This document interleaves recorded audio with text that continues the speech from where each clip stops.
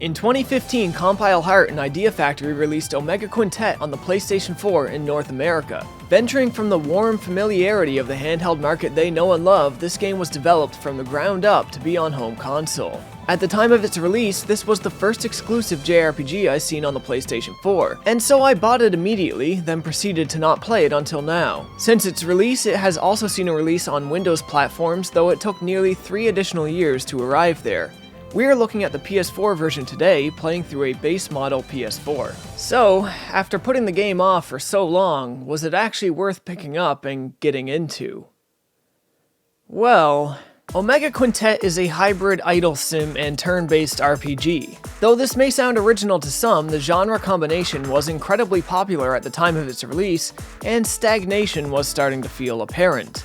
That said, Omega Quintet managed to fight off some of the feelings of stagnation, as it was just as original as it was generic. Let's start with the generic side of things first and look at the story and plot progression. This is possibly one of the weaker areas of the game, and whether or not you enjoy it will depend on how much you can enjoy the characters. Though the world was once absolutely normal, creatures of a mysterious origin have invaded and sent everything into disarray. A strange energy known as Blair is causing humans to go insane, and some others to shapeshift into monsters, to further society's degradation as harbingers of their own death and destruction. Though hope seemed futile as the population dramatically decreased, something odd and unexplainable took place. Amidst the ashes of destruction were born the saviors of the future. These saviors are the pop idols known as verse maidens. Using the power of song and the positive energy given off by cheering, adoring fans around the world who watch the verse maidens battle via live stream, these verse maidens tap into a power that allows them to defeat the Blair and the monsters it creates, where other normal mortals cannot. In this game, you play as Tark? No, that says Takt. In this game, you play as Takt.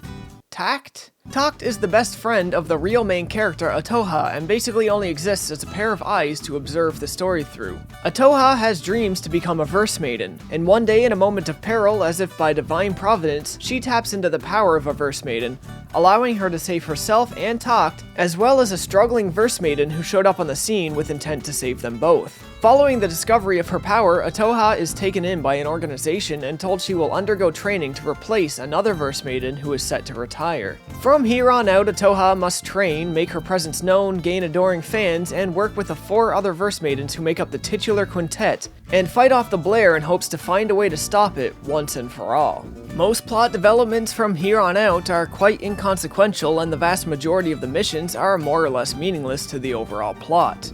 For the most part, you will be hunting out random monsters in varying quantities as per request. When enough missions have been completed, you will get a visual novel-style cutscene that outlines the direction of the plot, then you go back to doing pointless, inconsequential missions, rinse and repeat. The game is divided into 10 chapters. Not counting side quests, each chapter has 1 or 2 missions with story relevance, and the rest are random hunts that usually outnumber the important missions by about 3 or 4 to 1. Missions don't take too long to complete, and along the way you will get bonus visual novel style cutscenes that will likely put a smile on your face. These are typically scripted around principles of relationship development, fan service, or simple comedy. The characters in this game are tropes through and through, but they lend well to the comedic writing and have enough charisma with each other that the generic nature of it all isn't too grating. The locations you explore are rather limited and completely ordinary in design. They certainly don't look like anything special and they're mostly empty, but it's a fine enough means to an end for a B or C grade JRPG. On the plus side though, each time you explore them they open up more and more, so you won't get too bored of visiting them. At least that's true for everything except the city maps. There are several city maps, all with different names, but they're all copy-pastes of each other, sometimes without any degree of changes in the layout or design. And speaking of copy-pastes, if you played Mary Skelter Nightmares, you may recognize some of these enemies. No, the games are not related. This is just a way for the company to cut some costs, but I can't be too mad. They at least made a good game reusing the assets from this one. It's worth stating as well that there are true ending requirements for this game, and you need to start working on them immediately. Sadly, if you miss one side mission along the way, your chance of getting the true ending is gone forever. I didn't get the true ending.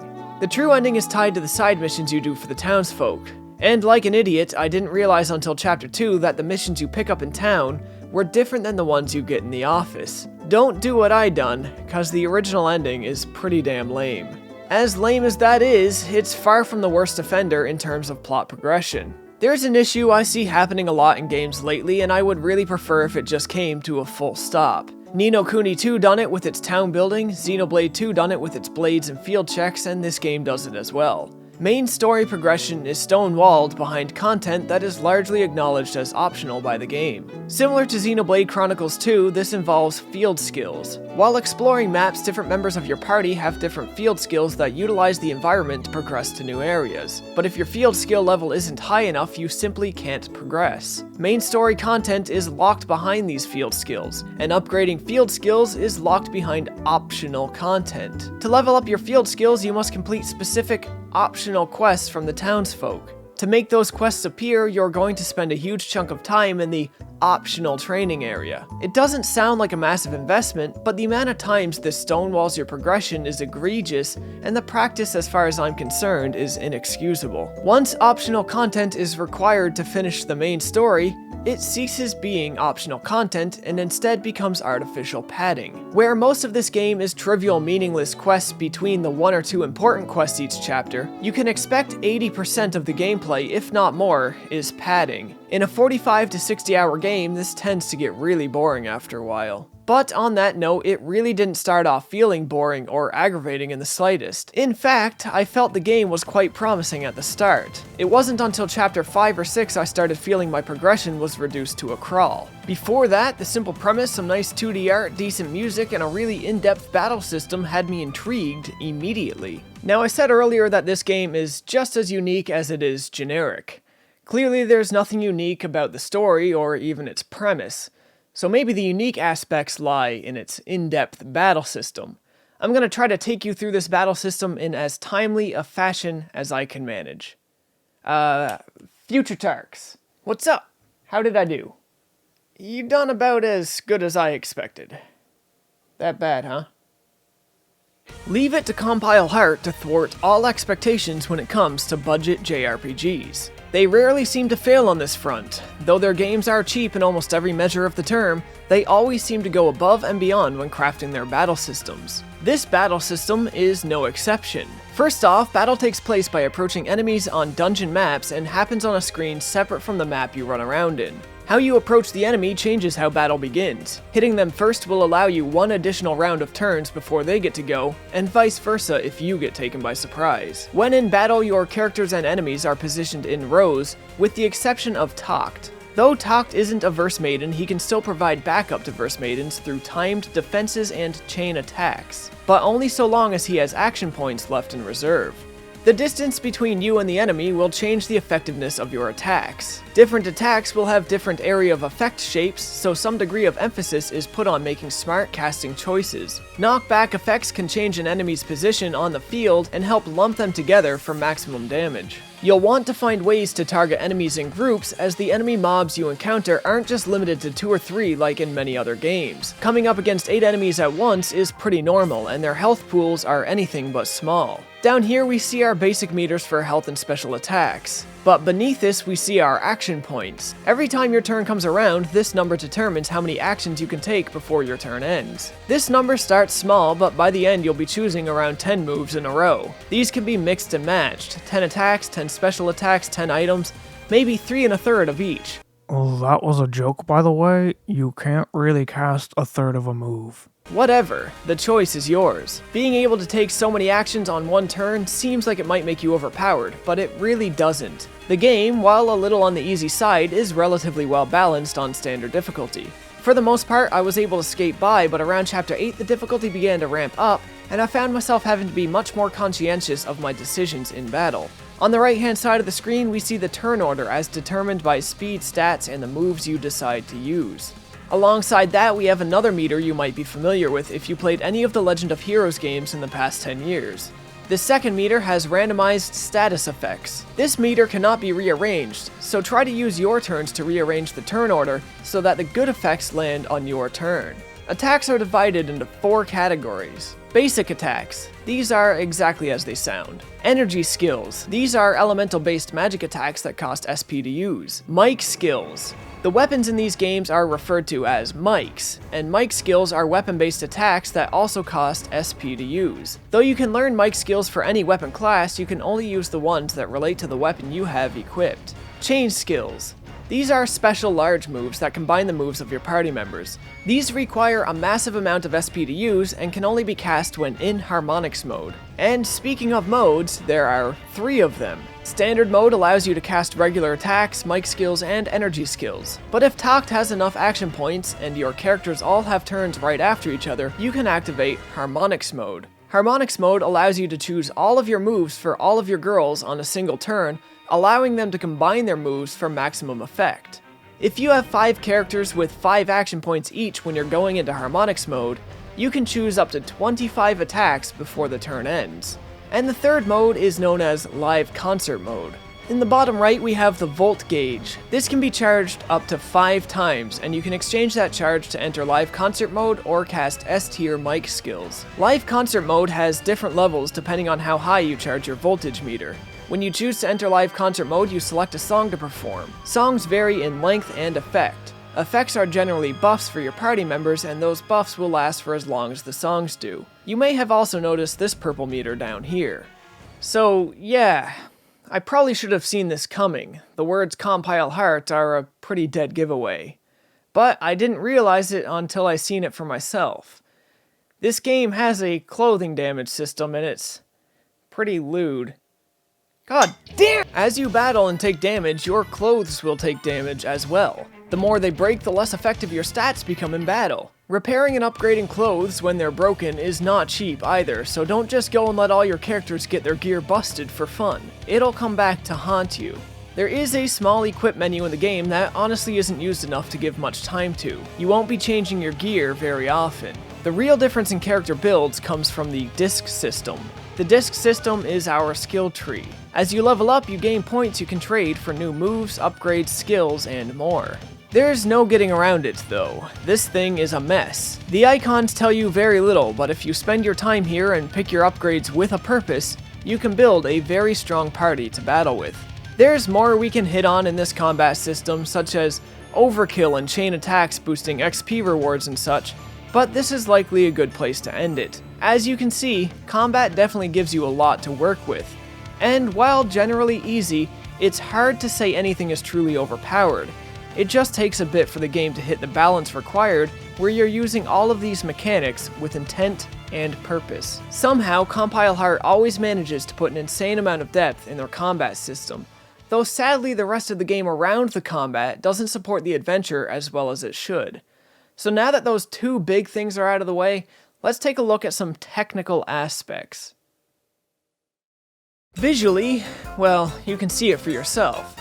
Nothing is outstanding here. Character models look nice and animations are decent, but the overall design is lifeless and leaves something to be desired. I feel the game keeps far more loaded than it has any real right to, and while this is nice because traveling to any location is almost instantaneous, it comes at a cost. Certain larger areas get less and less well optimized the more they open up, and the gradual slip of the frame rate can be pretty easily observed. Some other small areas are just so densely packed with monsters they run poor from the get-go. Aside from these instances though, the game always runs smooth and with a high frame rate. Sound design is decent, but cheap.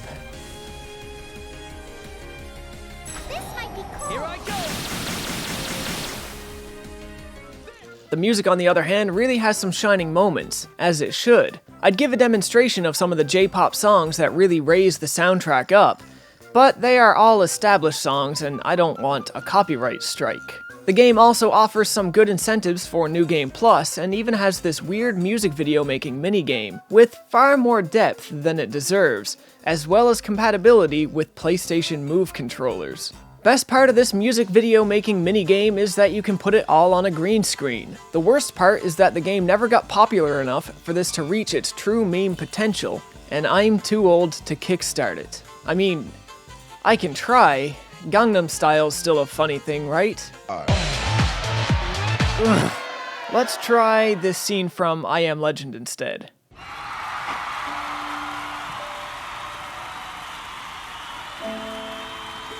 Yeah, so it turns out I'm just not good at this sort of thing. The game supports dual audio, has 3 difficulty modes, and the typos, while relatively common, aren't debilitating. The voice acting is actually quite superb, but goes through bouts of being common or infrequent in its use. I'm sorry. Hey, if she's here, then that means she's... Yeah, her attitude seems to have changed a lot, but... When you're out exploring maps and dungeons, character chatter is a tad on the obnoxious side. So yeah, as you can see, Omega Quintet is a mixed bag. A poor story with generic characters and mortal sins that stonewall basic plot progression, tacked on to a relatively excellent turn-based battle system that deserves a far better game than this to be used in. Not the easiest game to recommend, even from a gameplay perspective, as progression is frustrating and slow more often than I would like. But it's not a game I hated by any means. A fine effort from Compile Heart, but it falls just short of the mark. And that's all I'm gonna say on Omega Quintet. If you guys liked the video, if you found it helpful or useful at all, you know the deal. Like, comment, subscribe, share the video if you can. Links to socials are in the description, and as always folks, thanks for watching. So yeah, I probably should have saw this coming. I mean, the words Compile Heart are pretty much a dead giveaway. But this game has clothing. So yeah, I probably should have seen this coming. The words Compile Heart are pretty much a dead giveaway. But somehow I didn't. So yeah, I probably should. This game is pretty lewd. I probably should have seen this. But I didn't realize.